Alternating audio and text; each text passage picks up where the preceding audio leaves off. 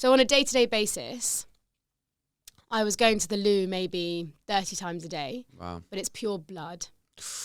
And so your insides are bleeding, and the only method of relief is steroids. So I was put on 9 bouts of steroids in 2 years, which is obviously so dangerous. Right. And I was on 65 tablets. I was in so much pain, mentally, physically, emotionally, also then socially, right? I couldn't eat, couldn't go, even drink water. I wasn't with my friends.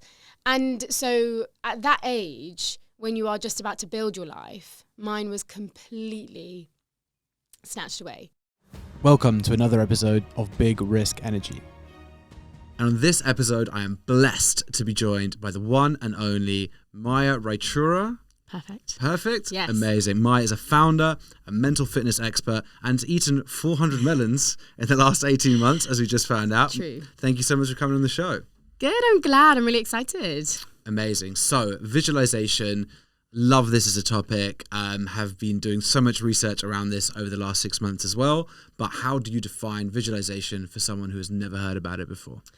So, visualization is the process of creating images, environments, and feelings in your mind before they've happened.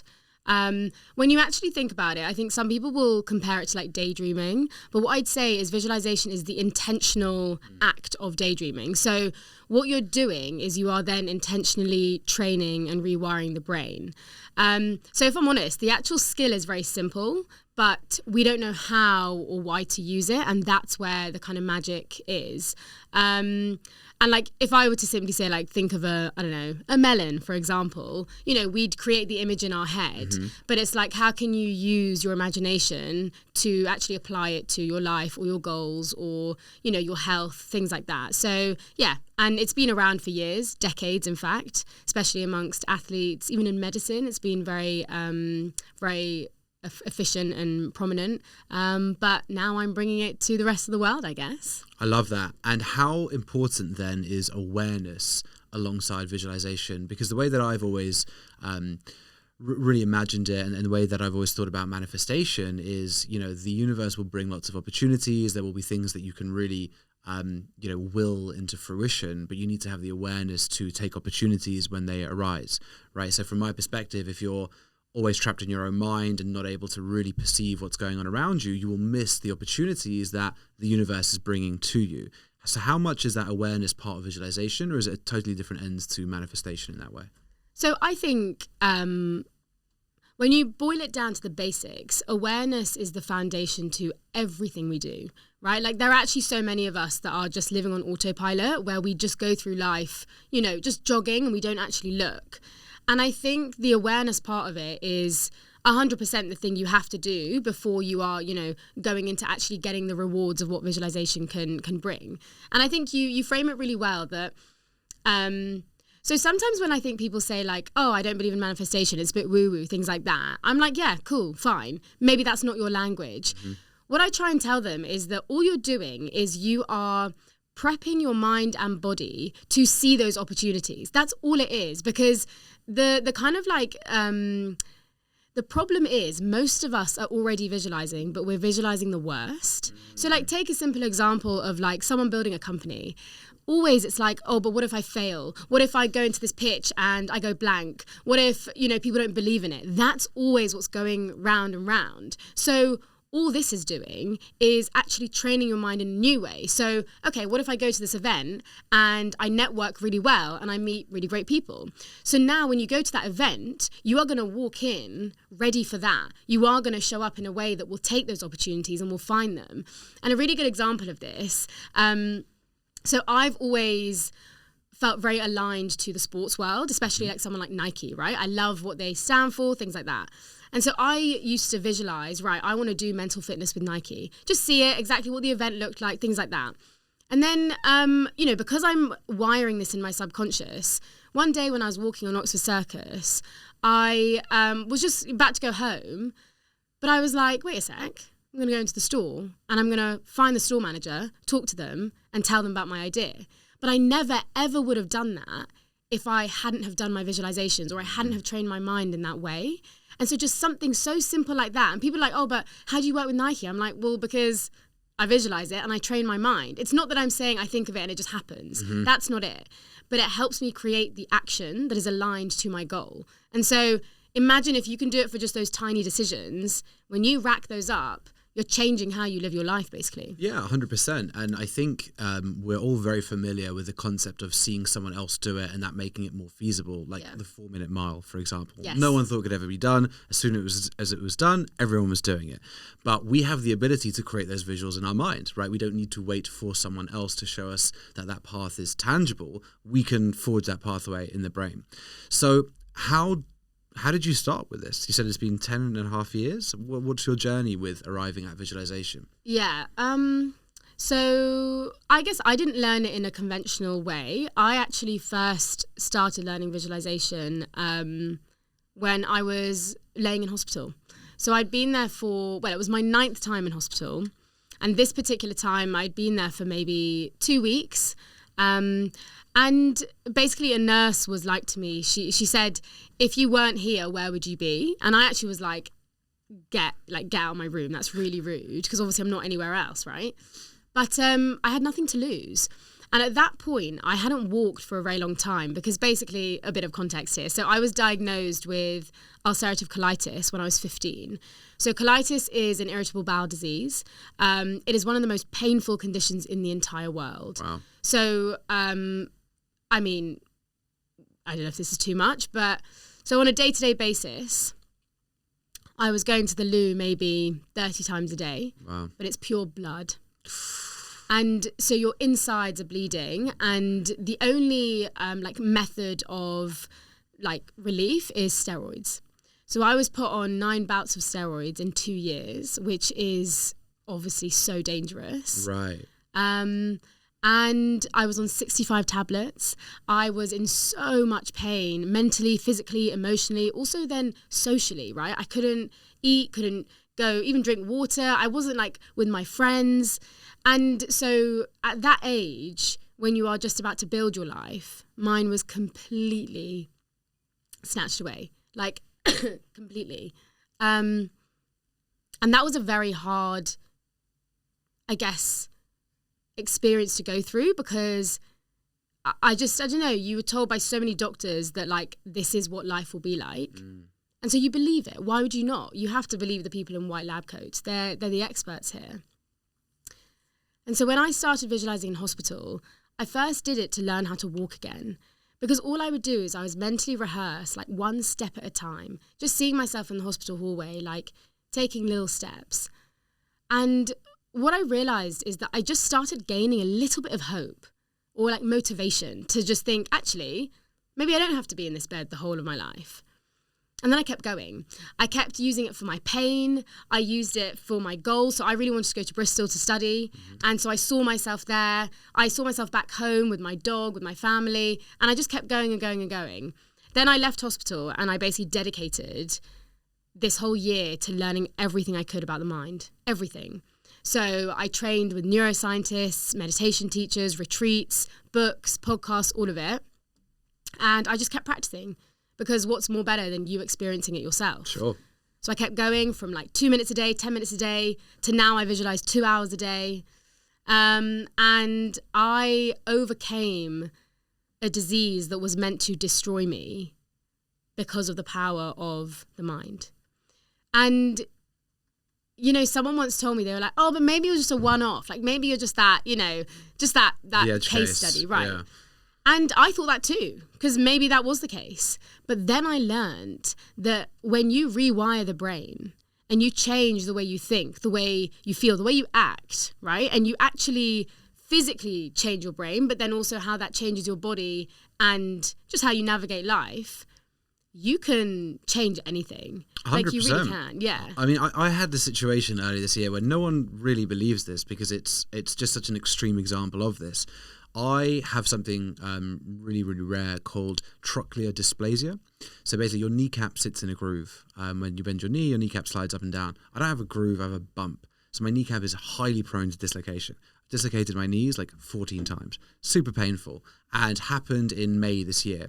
Had the MRI scan, they found that I had torn the articular cartilage on my thigh bone, the bottom of my thigh bone, and I was going to have a surgery to pin that cartilage back, and then knee brace for 10 weeks, literally wouldn't be able to walk for 10 weeks, just real write-off for that period of time. And for 2 months, I was just like, cool, I'm just not going to accept that, and just kept on thinking about, the best outcomes that there could be, just kept on. I really didn't let it change my mindset or mentality at all, and very much focusing on being in the present, not letting my mind run away with worst case scenarios. And then had the surgery in July, and literally before the surgery, surgeon comes in, is again, got to pin it back, 10 weeks, knee brace, got the surgery. And the doctor literally came back in, was like, I don't know what to tell you. The blood supply has, managed to repair the cartilage. I have nothing to do. You're going to start walking again in 2 days. And it was literally as simple as that. And it was, just so much gratitude, felt just unbelievably grateful for all of that. But again, I genuinely believe it was to do with the mentality of saying, I'm not going to accept that outcome, and let's keep pushing. So with your experience, how quickly did you see improvements, and how quickly did things start to change once you were able to unlock the power of the mind? So the impact was immediate to the point of how I felt, right? So when you do a visualization, you will feel a change in your energy or just like about a situation. So I would feel that tiny bit of hope and motivation. It wasn't massive. It wasn't like a complete, reset, but it was like a little bit each day. And then, when you are dealing with your physical body, obviously it's going to take a little bit of time. When I was like learning to walk again and stuff, and even so I used a technique called creative visualization. There's 4 types of visualization, but the creative visualization is one where I actually went into my gut and I imagined what it looked like. And I'd seen it because I'd had like a colonoscopy, all of that. And you use your imagination to make change on a cellular level. Now, there's a great scientist called David Hamilton. He's Scottish. Not sure why that's important, but anyway. Also, anyone with the last name Hamilton is definitely Scottish. Yeah, and he does so much research in this. And he works with cancer patients, immune cells, all of this. And what's so cool is I would go in and I would see like piranhas in my gut, because that's what it felt like. It felt like piranhas were eating me, and I would just kill them. I would kill them with my mind. And I know that sounds a bit weird, but actually does it, because your mind doesn't know the difference between what's happening in your imagination and what's real. Yeah. So you're using creativity to basically change it. And I'm not saying, right, then the next day I was completely fine. But as I kept doing this and I kept being very clear, seeing my colon very pink, very healthy, I then got a colonoscopy. It was like maybe like 6-7 months later. And it was, I'm not going to lie, like it wasn't like completely different, but it was healing at such an accelerated rate that even doctors were like, we don't understand. Like, you're not on medicine. Why is this getting better? So genuinely, I was on nothing and it was getting better. And the only thing I was doing every single day was visualization. And today, if I look at my colon, it is so clean. And I think it just shows that, if you're doing something quite big like that, give it time. Sure. But on a day-to-day basis, with visualization, when you do it, once, it will change immediately. But you will start to really feel a difference in about 2 weeks. In 4 weeks, you will see a difference. So how you act, how you show up, what you say. And in 8 weeks, it becomes part of your identity. Now, beyond that, you can rewire the brain in 66 days. Okay, it's minimum 66 to about 90. That's how you can actually rewire it. So if people ask me, okay, how long should I do this? One, I say that shouldn't be a question because, well, how long do you go for walks for? Do you ever question that? So in the same way, treat your mind in the same way. It's a lifelong journey. But, if we're talking about the tangible change here, then yeah, you can put it to 2, 4, 8 weeks, and then 66 days, so around a couple of months, you would have physically changed your brain. So you are going to be a different person. Yeah, I couldn't agree with you more, honestly. And it's so interesting to hear about the creative visualization. Yeah. Is that what you called it? Yes. Because I, to be totally transparent, I did psilocybin assisted therapy, not too long ago. Yeah. And had a really amazing experience with it where, and I am going to go somewhere with this, it's going to sound like a bit of a tangent, but obviously all of the processes in our body are governed by our unconscious brain, right? Because we don't want to utilize our working memory and our cognitive load to do all this background processing. So all of our processes are controlled by the unconscious brain, but we don't really have access to our unconscious brain because it's in the background. Things like encouraging neuroplasticity, creating more neural pathways between the conscious, subconscious, and unconscious will allow us to have more impact there. But then also doing things like psilocybin-assisted therapy, meditation, things which can really accelerate, and visualization as well, from what I understand, which accelerate that connectivity there. You can feel at times like you are able to have more power over those unconscious processes. And when I was having this psilocybin-assisted therapy, I was literally in my brain telling my brain to repair my body, and I could feel it at that cellular level exactly in the way that you're describing there. So I think it's a really, really interesting one. And out of interest, is that something that you have experienced? Is that something that you are encouraging to promote neuroplasticity, to develop more improvements in the brain in that way? Yes, I am. I think it's like any skill, right? When you are going to do it on a cellular level, you've got to practice the process of visualization before you can really like master that. Mm-hmm. But yeah, I think the really cool thing about visualization is that there's such a great short-term impact where you can see it, 2 weeks, 4 weeks, whatever. But long term, you are doing your brain a world of good, because I kind of think of it as a proactive measure. Like the way I think now is so different to what I used to think. And that's because I'm seeing that, okay, I can either think, right, what if I fail, or what if I, break down here? Or what if I learn something, and what if I succeed in 2 years' time? Fine. Like just the way I think about myself, but also my role in this world is very different. Now, one thing I will say, psychedelics, right? Like I struggle at times because I get it. A psychedelic will open a part of your mind that we often can't really access. Mm-hmm. But you can access that same part if you are in a meditative state. Agreed. Or doing something like visualization. Agreed. The problem is we live in a society where we want the quick fix. Mm-hmm. We really do. And I think this is the case, and I haven't really said this before. The reason I think I'm a little bit defensive about psychedelics is probably because I wish I had it 10 years ago. I wish when I was laying in hospital, someone could be like, take this pill and you will open something in your mind. Yeah, accelerate that process. Exactly, but I didn't get that. I put in the reps every single day.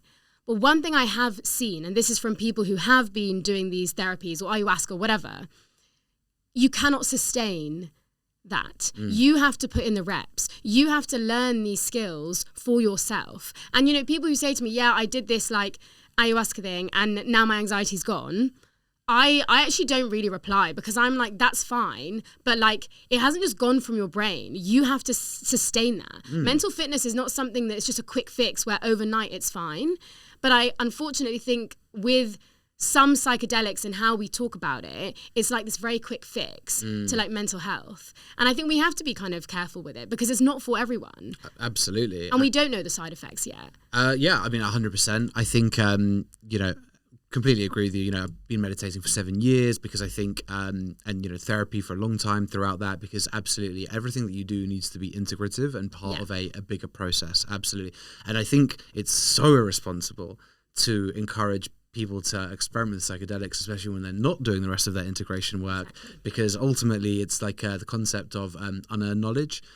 Carl Jung spoke about this a lot, unearned knowledge, and doing something like psychedelics where you have these incredibly expansive experiences without having the knowledge, the work, all of the infrastructure around that to support and process that. I think it can be, because that's what I did when I was 17. I had no idea what I was doing, and that caused me a lot of issues at the time because I didn't have any of that framework around it. So I think that's a really, really important point to encourage responsibility around the usage of it.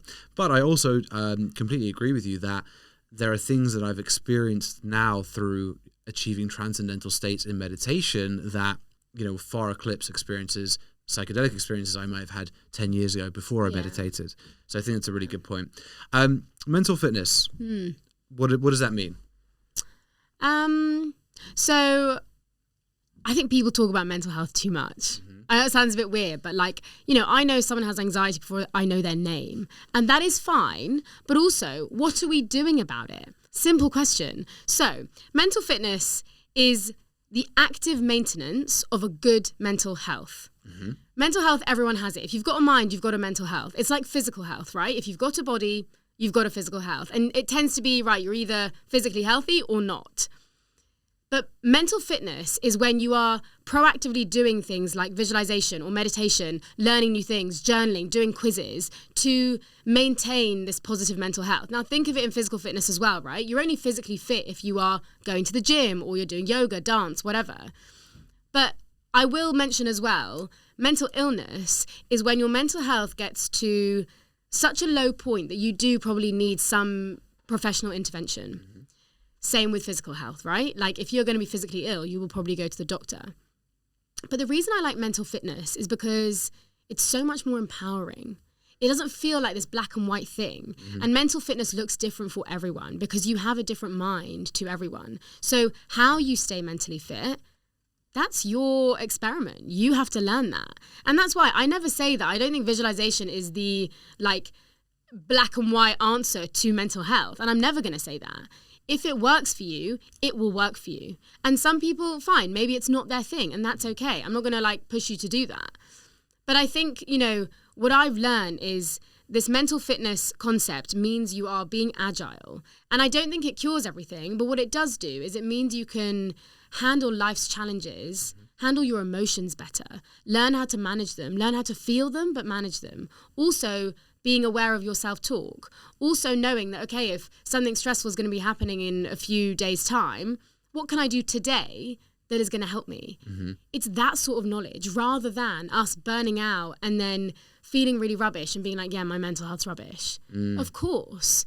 But we need to actually take these proactive steps. We always wait till the end or till we're like, you know, it's too far, that then we need to be reactive rather than proactive. Yes. So I think mental fitness is the sexiest thing like to do because it's empowering, it's proactive, it's taking control of your mind, which navigates everything. It's really interesting. It's almost a similar concept to taking supplements rather than having to take medication later, right? It's being proactive and getting ahead of issues and saying, well, what can I do now to preserve a quality of life or a quality of health or quality of mind, rather than how am I going to have to fix this when I'm not attending to myself and I'm not treating myself properly.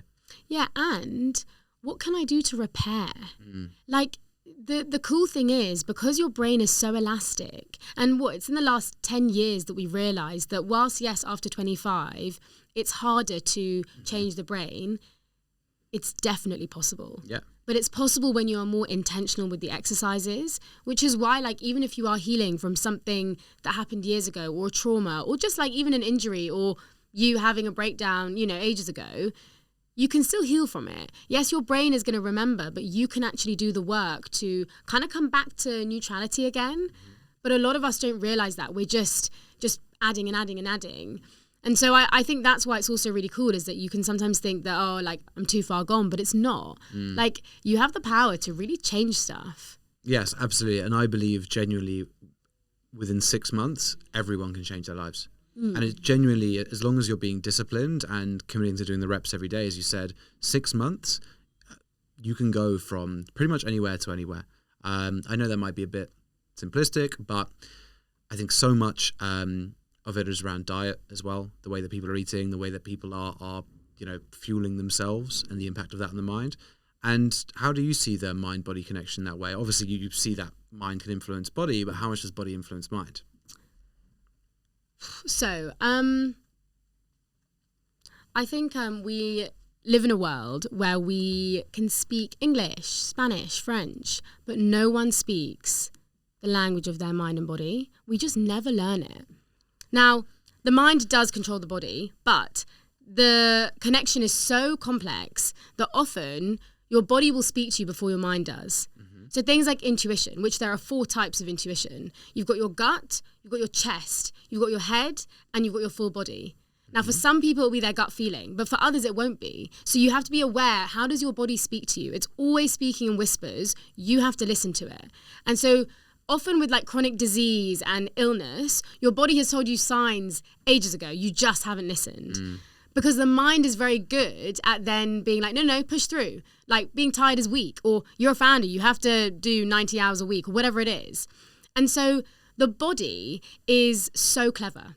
And I'm sure, have you heard of the book, The Body Keeps Score? No, I haven't. Okay, so probably my biggest takeaway from this book is that experiences and emotions stay in your body for 7 years. Yeah, makes sense. 7 years. Something that happened to you in school is literally in your cells like 7 years later, unless you actively are helping your body or letting go or, doing things that are going to let it release. And if you look at like dogs, they're really interesting. As soon as, if they get in a fight, they shake after. They like shake it all out. It's that because basically to get it out their body, they are literally shaking it out. So every single day when I wake up, first thing I do, dance. Yeah? I put on Taylor Swift, shake it off, and I go. Wow, okay. Because I'm just shaking off any stress from the sleep or the night before, take it out. Otherwise, you just take it on. And actually, that is one of the biggest reasons I got colitis in the first place, is because I like allowed jealousy and anger and resentment to just fester in my stomach for years. And I think the body is very knowledgeable, but you've got to learn the language of it. You've got to listen to it and kind of like treat it like it's on your side, but you do have to spend time actually being like, oh, okay, it's saying this to me, or maybe I need to listen. Like a very simple thing. How many times do you see someone yawn and they just continue to work for about 10 hours? Or you see someone be like, yeah, I've actually got such a bad headache, take a pill, keep working. That is your body just being like, give my brain a tiny bit of rest. It doesn't have to be you go on holiday for 2 weeks. Just take 2 minutes, give your mind a rest, and then move on. But we don't do that. We just push through and push through. And our bodies are machines. They're incredible, but they're also quite fragile, And so we have to learn that interaction between the two. But what I would say is your mind is still, it's the G. It's in control most of the time. Okay, really interesting. And for someone who, has had an interest in improving their mental fitness, let's say, what would you suggest as a starting point for them? Sit in a room without your phone for 10 minutes and do nothing. Close your eyes and just do nothing. Some people will find this horrible because they're going to have so many thoughts. And have you heard of that experiment where, so they got men and women to basically do exactly this. But they could either sit in the rooms for 15 minutes and just be with their thoughts, or they got to electric shock themselves and leave. 72% of men electric shocked themselves and left. After how long? One guy, bless him, he literally was like, the thought of it was like, absolutely not. He electric shocked himself 5 times to get out. The women, it was about 58%. Okay. And I mean, that's not that surprising, but what is surprising is the fact that we're so scared to sit with our thoughts. And I get it, like it can be scary, right? They all just come in. But that is a good starting point. If you cannot spend time with your own and be okay with your mind, then it's like, well, you're just ignoring things, or you're escaping things, or you're suppressing things. So getting comfortable with, yes, okay, there are lots of thoughts, but I can control them. And so I'd start by doing that. And then I think it's about workshopping what works and doesn't work for you. It's those little things like whether it's taking a bit of breath work or doing some visualization, maybe it's dancing, whatever it is. But every day, just do one little win for your mind. That's it. Love that. I think that's a really nice starting point. And you're so right. I think 90% of people build their whole lives around trying to avoid facing themselves. The amount of people that I see who are, getting married immediately, having kids immediately, doing all these things immediately, because it's almost like just a race against not facing actually how they feel. And I don't mean to, denigrate any life choices or the way that people live their lives. If it's working for them, that's great. But I think you do see a lot of people, and that study that you mentioned quantifies that perfectly. 78% of people, you said? 72% of men and then 58% of women. Right, so that's a huge amount of us who are just terrified to face what's really going on. And I think it is really difficult when you start meditating. And again, super grateful that I began that journey a few years ago now. But I know that when my mind is at my busiest, that's when my mind is at my most chaotic. And I know that when I'm not in control of my thoughts, that's when my relationships don't have the quality in them that I want. Relationships with myself, my body, my health, my friends, girlfriend, whatever it is. So I think there is so much to be said about this. One question I have for you, maybe slightly more philosophical, but mental fitness. I said this to you, right? You know, you must be on top of everything. Your life must be so put together. But the reality of every human is we are dark and light. We are, you know, shadow as well as sun.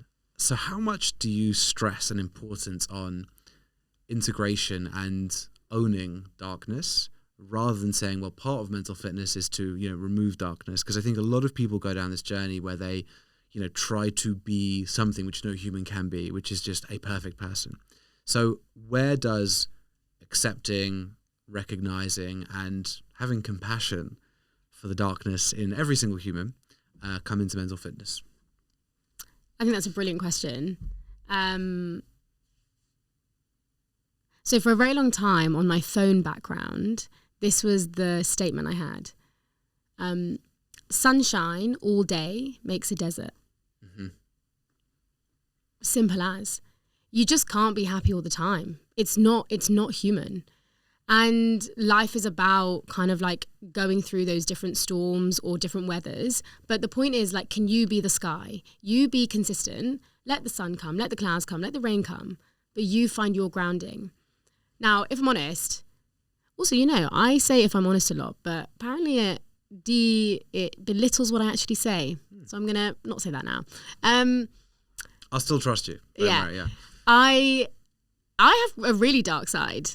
Yeah, and I think for a long time it was really consuming, and I judged myself a lot for it. I felt so much shame because my dark side can be often like competitive, but I know everyone's competitive, but to the point that like I used to resent a lot of people and like hate on people if they were better than me. And I actually, when I was young, was in like England badminton. So I was always in these like high pressured situations. But I didn't want to win because I wanted to win. I wanted to win because I didn't want to lose. And what it meant is I was like creating so much jealousy, resentment, envy in my life. And I never knew how to express it because I just felt so ashamed. I felt like such a bad human being that why can't I be happy for this person? Or why can't I just accept it?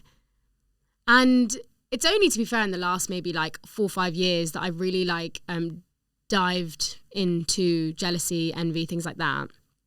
And yes, it's a very human emotion, but also like accepting that like, Maya, it's okay. It probably comes from you not feeling very good enough. And yes, it can often feel quite dark, but you have a choice here. You let it linger and you let it consume you, and you basically judge yourself again. And there's a great Buddhist parable, or like the whole coal? The arrows. Okay, go on. So it's the arrows where like I mean, in a very short story, it's like when something happens to you, it hurts, it's like a first arrow in your like arm. Your reaction to what just happened, how you judge yourself, what you're feeling, it's a second arrow. So you're then consistently torturing yourself about it. And actually, on a scientific point of view, we have 2 emotions, primary emotions and secondary emotions. Primary is like, you know, in that just moment you may feel anger or whatever. We actually don't have much control over that. Secondary emotions are the ones that linger. That's how you react to the anger. That is what we do have control over. So an emotion will stay with you for 90 seconds. And after those 90 seconds, you can actually release it. But so many of us, we get an emotion and then we think, oh my God, this happened again. Or, oh my God, like this person's going to judge me. So then it stays and stays and stays. So those 90 seconds become 90 minutes. Then it's like 90 days. And then you like, it's your whole mood, right? Then it's just a brain tumor 10 years later. Exactly. Right? And so knowing that emotions are just energy in motion, they have to move, is very important. And I think, you know, I always used to think I was too emotional. That was like a really dark part of me that, you know, I have felt too much of this jealousy or anger. But now I've become emotionally fearless, where I'm like, Maya, just feel it.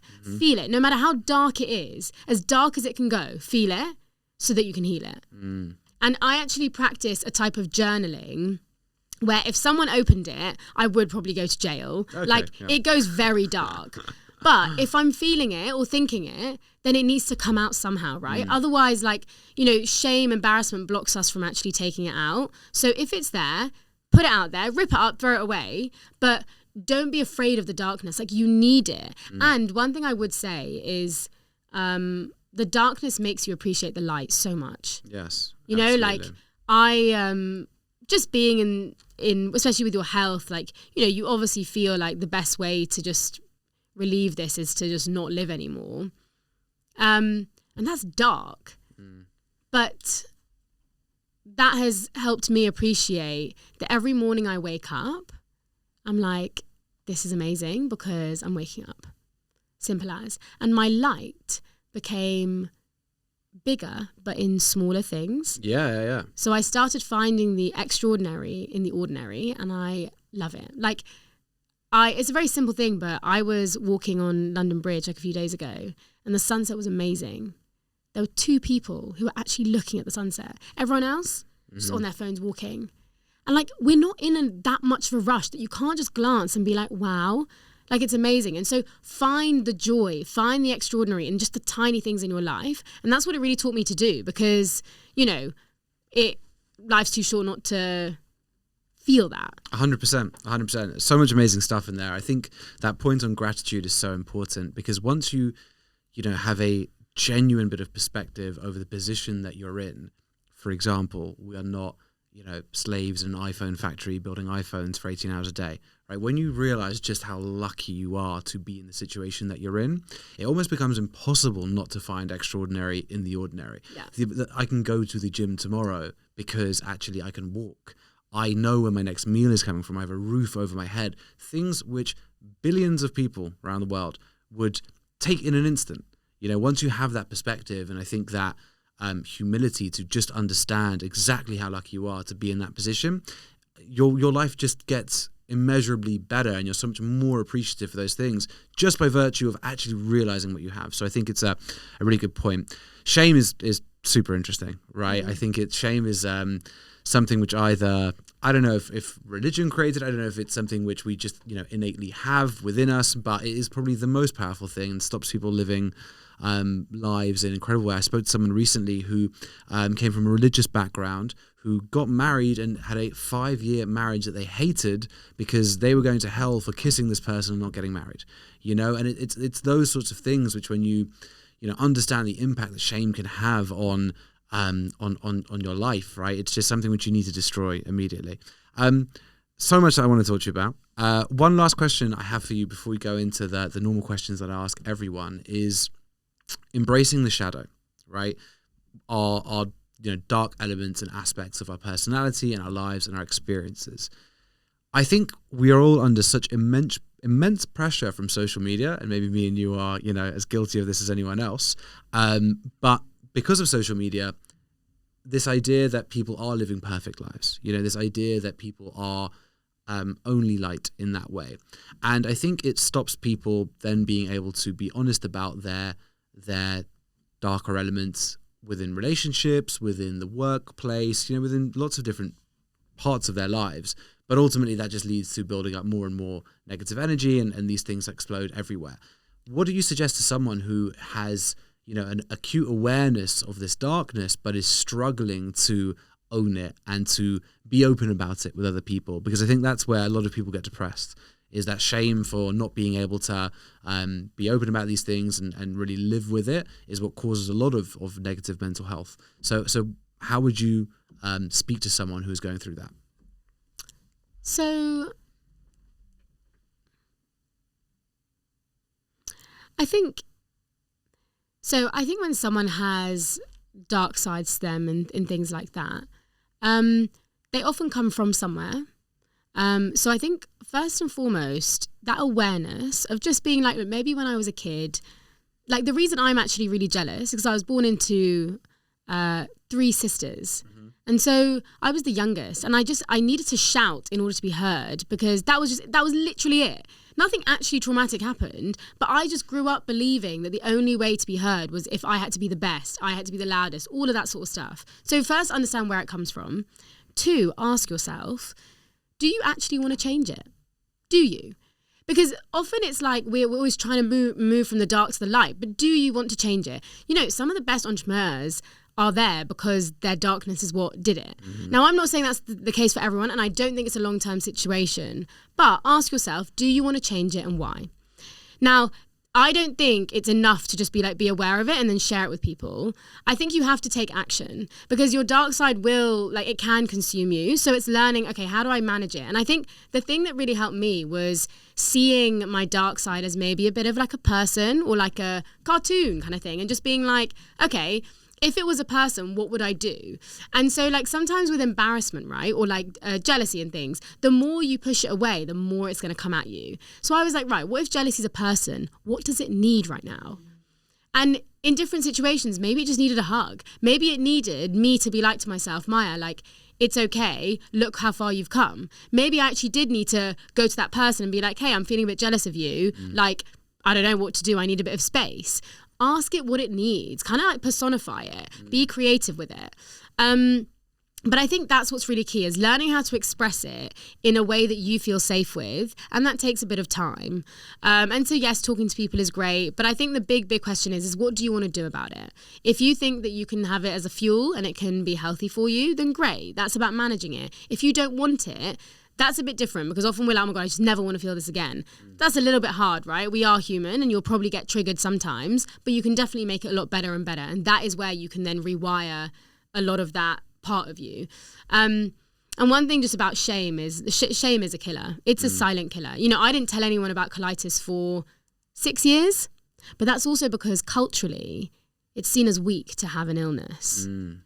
And at the time I didn't really clock it, but oh my God, like to not even share it with my family and things like that was horrible. Wow. And so shame, you just are building these like big concrete blocks in your heart, literally in your heart, because you're not letting yourself be who you need to be. And the best way to just uncover shame is to, yes, just speak it out, even if it's not to someone, just say it out loud. It's so important. Just one other thing from what you said is, you know, you were saying about sometimes you can compare your situation to someone else and you can feel a bit more gratitude. I remember someone being like to me, but Maya, like, imagine if you had this illness, but you didn't have the hospital. And you know what? It just made me more angry because it felt like it belittled what I was going through. And I have actually explored this a little bit more, where like some of my friends used to be like to me, oh, but Maya, like, I don't want to share my problems with you because obviously yours is bigger. But what I realized is that like problems, dark sides, things like that, they don't discriminate. Whether you are 50, 15, black, white, whatever, you will feel it. And in your world, it is the biggest thing ever. So if you've just broken up with your girlfriend or boyfriend and I'm laying in hospital dying, you actually can't compare it, because in her world, yeah, it's the biggest thing ever. And in my world, this is my biggest thing ever. And I think sometimes we forget that because we're very quick to compare each other's successes and problems. It's like, oh, they went through a much harder time than me. Like, they deserve this. But in your life, like, that is how you've interpreted it, and that's okay. And I used to resent people for being like, you've never been through anything like hard. But I realized that actually in their world they have. And so it's just about seeing that emotions, shame, does not discriminate. Of course. And that's really interesting. 100%. And absolutely, it's all relative, right, in that way. And in your most extreme scenario may objectively be less extreme than another, but still from a relative experience perspective, absolutely. So totally agree. Although I think for sure, for me, it's been a really useful one to just always check, you know, my my position and the privilege, right? Like even the fact that I'm in a hospital is like, I see the privilege. We all won the postcode lottery by being born somewhere where there are hospitals, right? So exactly. Okay, cool. 5 questions for you, not quick fire or anything, but my first one is: what's the single biggest risk you've ever taken, and what was the outcome?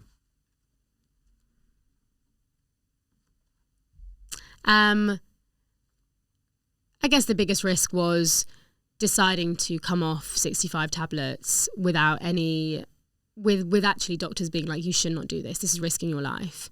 Probably my biggest risk. And my outcome is I'm the healthiest and happiest I've ever been. Now, I'm not saying people should do that. I still consider it a very irresponsible risk to this day. Would I do it again? Probably not. But it's where I am. And I think you choose your risks. But this is just the outcome I'm in, because I felt like I was strong enough to fight for my body and mind without them. Love that. Big disclaimer, don't come off your meds. We're not suggesting that, but love that. Okay, cool. My next one for you is, what are you proudest of?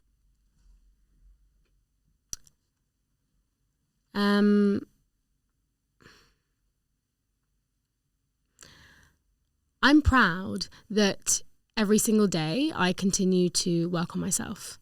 I think there's so much I have to do, and there's many dark sides to me, and there's things I'm definitely working on.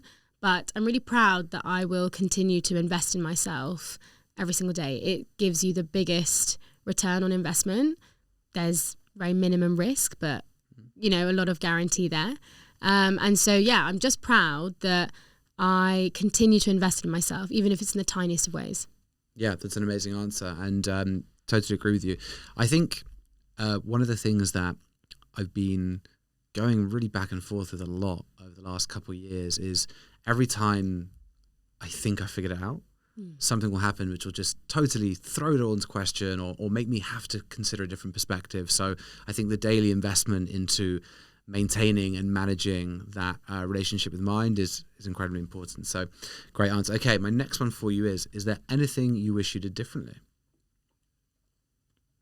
Oh, so many things. The obvious answer is I wish I did listen to my mind and body when I was younger, but at that point I didn't have that level of consciousness or education. Is there something I do differently? No, I think none of the things I did were in my control necessarily. So no, I don't think there is anything I could have done differently. There are many things I wish I had done, like not taking 9 bouts of steroids, things like that, but nothing that I think was in my control at the time. Nice. Okay. What does it take to be successful? Other than delusion. Well, obviously it depends what success means. But I think first and foremost, what it takes to be successful, you've got to see it. You've got to see it before you do it.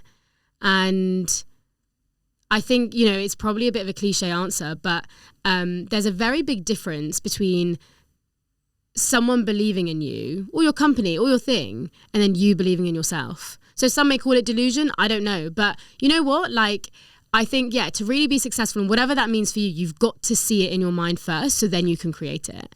That's what I would say. And some of the biggest successful people in the world, take like Nikola Tesla, Walt Disney, Michael Phelps. This is exactly what they believe in. And so, see it. Super interesting.